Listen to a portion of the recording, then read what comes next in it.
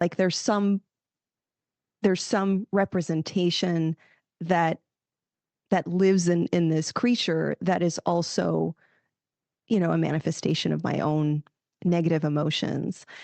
And so that's one thing that I think is really powerful about this scene is that, we say this a lot with our clients that, our natural reaction to negative emotions is to like get rid of them, to avoid them, can't tolerate it. So we try to run away, hide from it.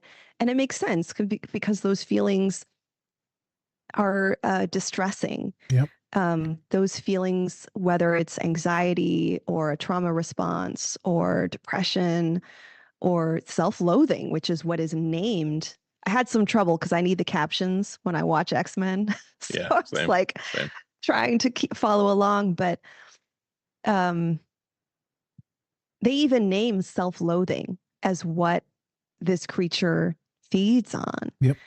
And so a lot of times, again, like when we work with our clients, we talk about how while it's a natural reaction to flee from those feelings, sometimes we need to sit with those feelings and explore and process them. Where are they coming from?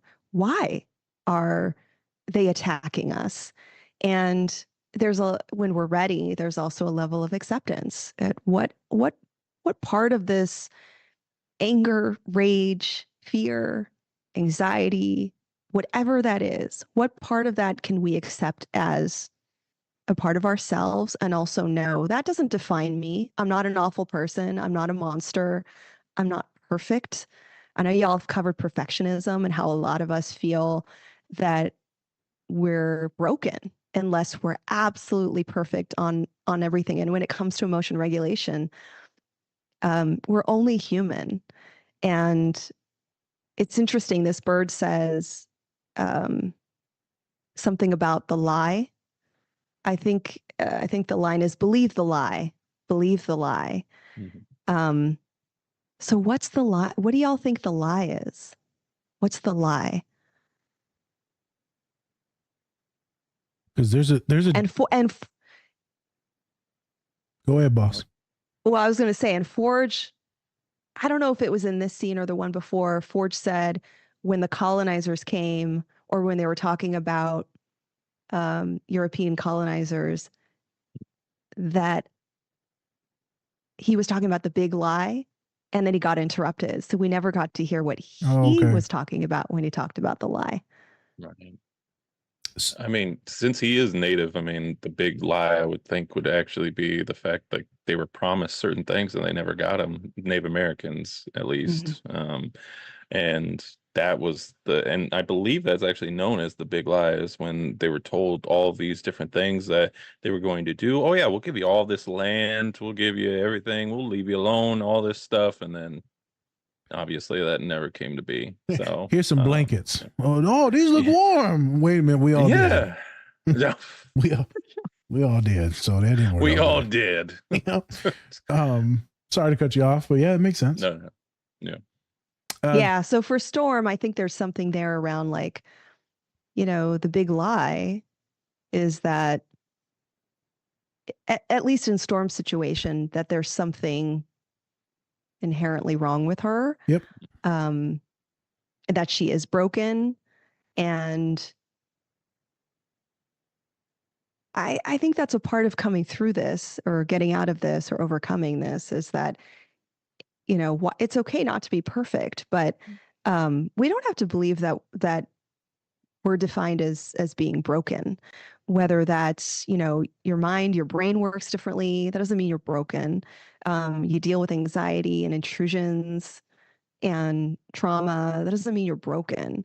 So it's almost like she had to reclaim the monster within her, kind of redefine, reevaluate, and really kind of decide it's okay that these feelings live within me, but I'm not going to let these negative intrusions control me. And so it's really about regaining control. Correct. It was a different movie, and I can't remember. I feel like it was Viola Davis.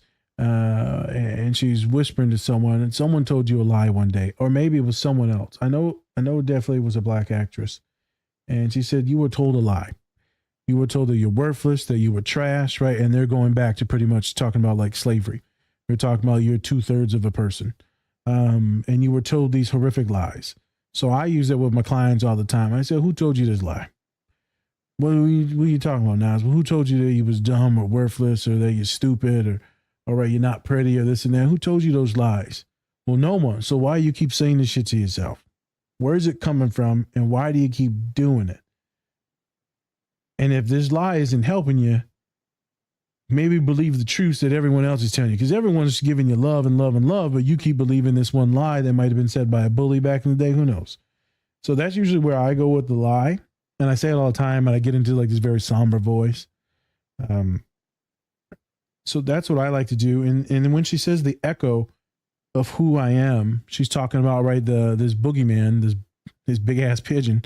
It's just an echo of who I am. So Spencer knows that I believe that we're all broken.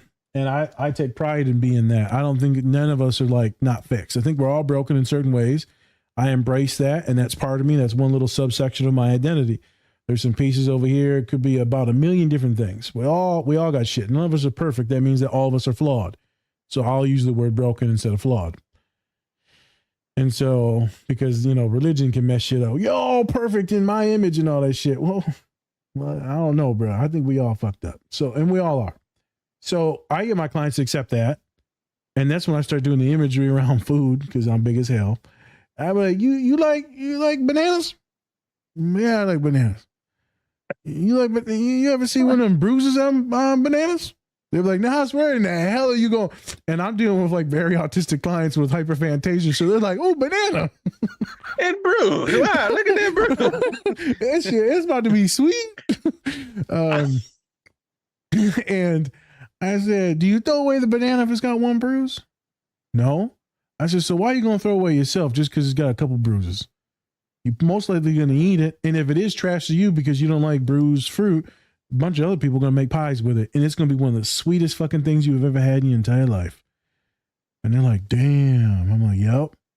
Just because you're damaged or you have issues doesn't mean that you are worthless. Doesn't mean that you are trash. So that's how I like to go about it, is to embrace that part of yourself. And know that it's only one part of you, just like we're segregating out eating disorders, anxiety, all those different things, those neurodivergent things. It's just one subsection of you.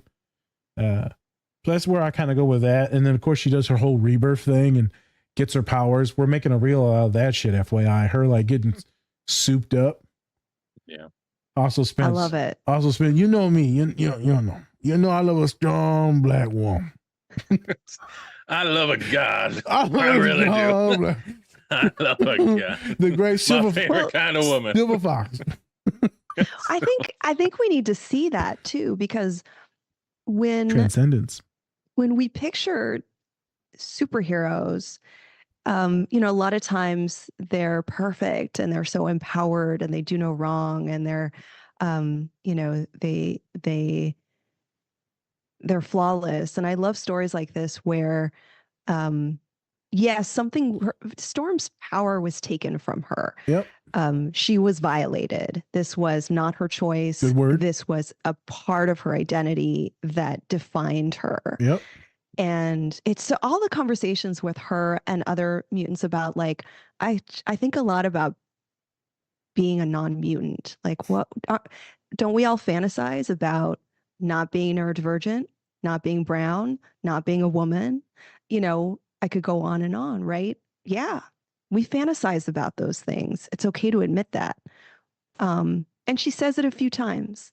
And then she realizes that her true power comes from her uniqueness and who she is, and so it brings up to me too this discipline of liberation psychology, which is meant to transcend and kind of topple traditional psychology, which really just kind of looks at the individual and finds the illness within a single person, whereas liberation psychology really takes an approach of the environmental contributors to what gives us distress, right? So the social, political, intergenerational, interpersonal exchanges and experiences we have um, can be big factors and influence our wellness and our illness.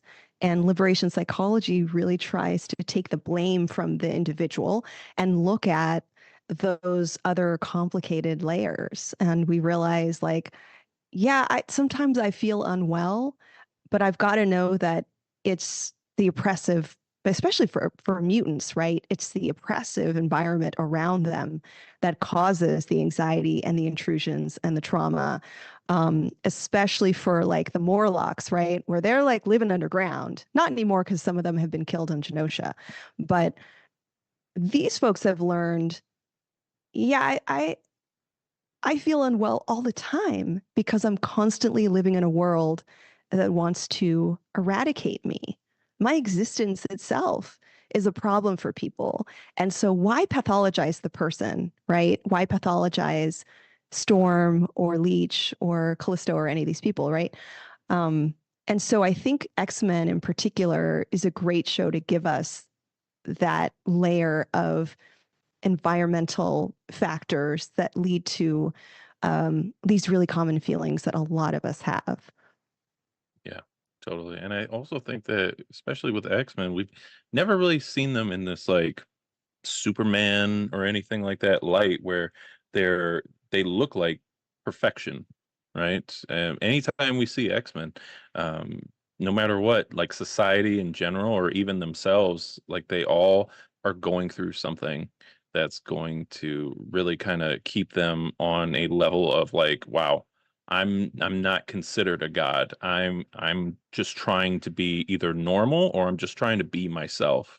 And that's what I really love about X-Men is the fact that you get that story of people who are imperfect. And it goes in all these different stories that go along. I mean, people talk about Cyclops, Wolverine, all this. They all have their own They do. stories. And I love the fact that they all go through something and they're never feeling like, hey, you know what? Life is good.